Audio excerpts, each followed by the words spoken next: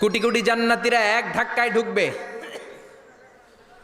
এক ধাক্কায় ঢুকার পরে জান্নাতের নাজ নেয়ামত দেখে সব জান্নাতীরা শকড, থান্ডার্ড, পাজলড, অ্যাস্টনিশড, সারপ্রাইজড।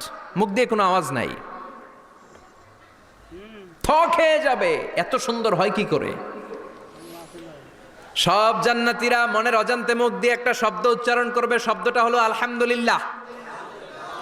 وقالوا الحمد لله الذي أورثنا الأرض نتبوأ من الجنة حيث نشاء فنعم أجر العاملين। প্রশংসা ওই আল্লাহর যে আল্লাহ জান্নাতের মধ্যে আমাদের জন্য এত সুন্দর বাসস্থানের ব্যবস্থা করে দিয়েছে।